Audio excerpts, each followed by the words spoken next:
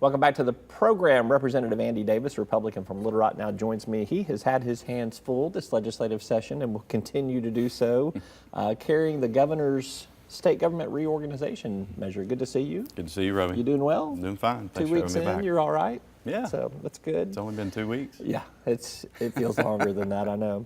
So the goal is to reduce 42 state agencies and boards and commissions to 15 that directly report to the governor.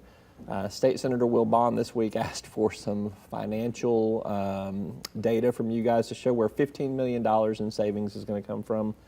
Where's it going to come from? Well, it's hard to say exactly where it's going to come from. We know that savings will occur because we've done reorganizations on a smaller scale over the past few years. We've moved lottery under DF&A, rural services under AEDC and things like that, and so we can document those savings.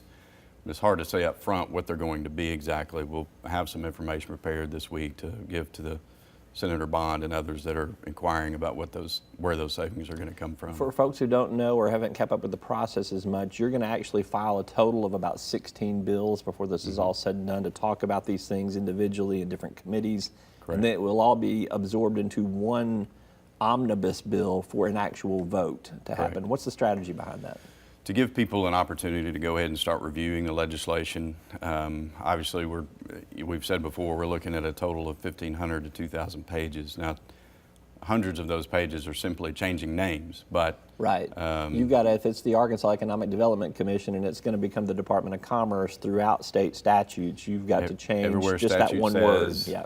Education. Are you that good of a Commissioner of proofreader? Education. Now it's Director of Primary and Secondary Education, right. or something like that. Are you that good of a proofreader? I'm getting there. You are? I'm getting better every day. That's Everything right. you learned in kindergarten is all you needed to know, wasn't it? But so there's 15 departments, and then there's a 16th bill that was the first one we filed, which is general provisions, which sets up the mechanisms by which we're doing all these transfers. Where do you think the resistance is to this? Where are you going to have problems? I would say we haven't met much real strong resistance at this point. Have been a lot of clarifying questions. Can you explain this to me? What about this? What about that? And I think we've been able to address all of those things so far. Is anyone fundamentally opposed to kind of the umbrella of the organizations and how everything's going to roll? Not that I'm aware of. Everybody seems to agree that we could stand to benefit a lot from reorganizing government. As you know, the last time this was done was 1972, and Governor Bumpers went from 60 direct reports to 13, so now we've ballooned back up to 42. We're trying to go from 42 to 15. It's just like it's a diet. You just have to kind of get back on the treadmill there and lose the weight again. All right, let's turn our attention to highways. There's a lot being discussed in the hallways. It was going to take everybody coming to town to talk about highways. My sources tell me, this is always a dangerous way to start a question here. That's where you set me up. Some consensus is building for a referral of a half-cent sales tax to voters. That is the one that's already in place that expires in 2023. Not sure if it's permanent or temporary, but there is some sense of that. Perhaps a tax increase for motor fuels to raise those taxes. What else? Well, I think any highway plan is going to have to be a combination of several things. It could be sales tax, it could be motor fuel tax, it could be registration fees, could be some revenue transfer. Everything has to be on the table. Highway funding has got to be one of the most complicated problems to solve. One, because of the numbers, the sheer number of dollars that you need, and also because there's so many asterisks on, can we do a sales tax in-house, or does that have to be referred out? What about excise tax? How many votes does that take? How many Three votes quarters does it take? versus 51? Constitution allow right. this. So to the point of numbers there, I mean, I've heard everything from $200 to $400 million floated as those are what our annual kind of deficit is in terms of what we need. What's the number to you? The number to me goes back to the governor's highway funding work group, and we set some incremental goals. And the goal that we need to be hitting right now, to me, is between $150 and $200 million.